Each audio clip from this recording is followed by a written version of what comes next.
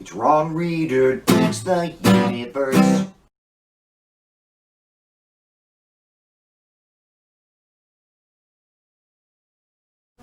I'm Ron Reader, and this is Ron Reader Digs the Universe. And tonight, I announce my support for Joe Harding, Republican for Florida's state legislature, District 22. Back in the before time, a few months ago, a strange thing happened to me in my Facebooking. For reasons completely unknown to me, a Florida man friended me on Facebook. Joe Harding. Didn't know him. Never heard of him. But okay, maybe I can get him to watch Ron Reader Digs the Universe.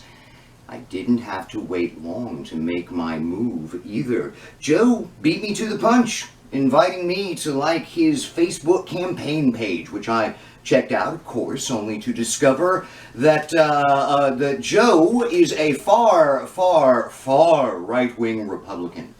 I sent him a private message explaining how far left I am, but that I was game on one condition. In return, Joe agreed to like my Ron Reader Digs the Universe Facebook page. Now, I offered him warnings here at the start of our friendship about the rough and tumble nature of the comments on my personal page, but that he's always welcome to participate, and tit for tat, that was that. Joe Harding and I saw the start of a beautiful friendship.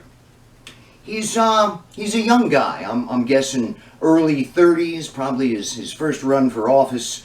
Beautiful wife, 3 beautiful kids, absolute Americana. Big Gator fan. I imagine Joe went to the University of Florida, but you know, go Tigers. I went to grad school at LSU.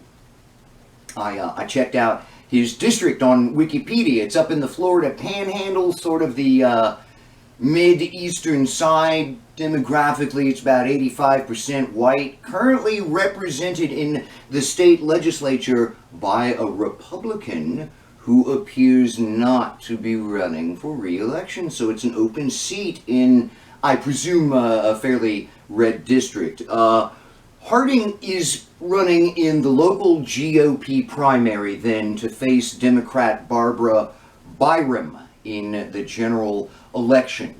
And he appears to be running as the super Trump guy. Nobody Trumpier than Joe Harding. Now, what's interesting to me, though, is that my politician friend's online persona is nothing like his leaders. Joe's a really friendly guy, or so, it seems, judging by my online interactions with him. I mean, he and I have only tangled twice, and tangled is really far too strong a word to describe a couple of really soft touch confrontations. Now, part of that's me, too, because I decided I was going to do my best not to scare him away, Hey, I got a Florida politician friend here. But clearly, my good buddy Joe has no tendency toward the rhetorical street fighting that Trump has. Like our first soft touch scuffle. Joe has unfortunately been a big supporter of shutting down Florida's abortion clinics because of the pandemic. On a Harding campaign page post celebrating how awesome it is that Florida's women can't get abortions, I very politely asked in the comments how the pandemic justifies depriving women of their civil rights. Yeah, most of his supporters, responded to my comment with multiple variations of abortion bad without really getting at the substance of my comment. I tried explaining how unnecessary medical procedure might not apply to an adjudicated right, but to no avail. Abortion bad. Even my pal Joe. He was very nice, of course, but also, abortion bad, It's like, hey, my friend, let me tell you, you see, abortion is bad. Like, like I never heard that before. Anyway, he deleted the thread, which was a little shocking. Everything had gone, smoothly up to that particular point. So I private messaged him and said, Joe, hey, what about the censorship here? And he very politely went into abortion bad, and I explained that I understood his position on abortion, but suggested that it might be better to be upfront about the clinic closings, because abortion bad, instead of the pandemic, right? Honesty sells. Well, either Joe just plain didn't get my point that I wasn't talking about his opposition to abortion, but rather how he was opposing it, or he was just totally ignoring it. And I told him that if he couldn't give me an answer at all, that local reporters are just going to tear him to pieces. Joe told me that he felt very confident facing local reporters, or something to that effect. He was just so friendly with it. Our next dance was even softer touch. He posted on his campaign page just this last weekend for Independence Day some pictures of what looks like a small impromptu street rally with the caption saying something like, no parades, but we can make our own.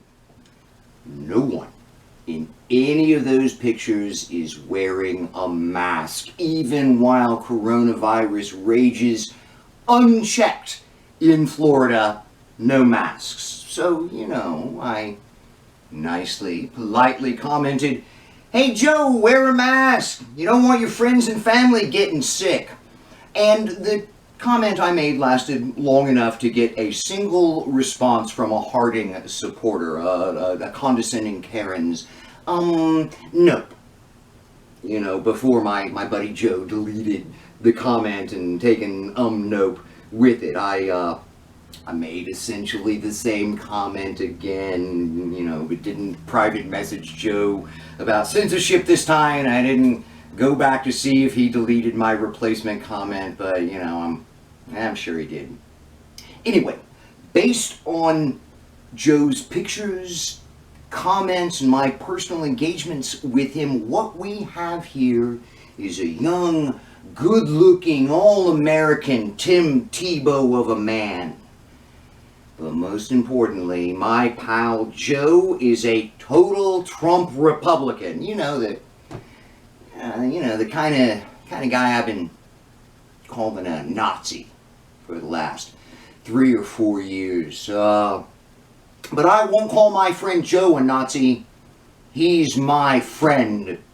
And that's why I'm supporting his bid to be the state representative for Florida's District 22. So, if you support President Trump, if you support child concentration camps, if you support the Confederacy, if you support denying coronavirus, global warming, and evolution, if you support police killing black people, crackpot economics, poverty, destroying international alliances, Putin, Erdogan, white people, and a whole lot more, why then my pal Joe Harding is your man in Florida's District 22.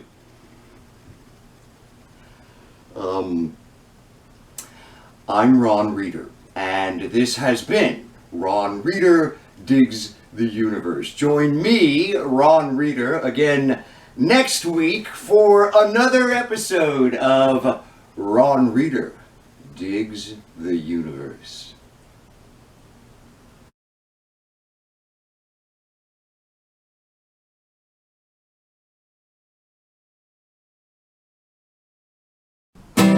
It's Ron Reeder Digs the Universe.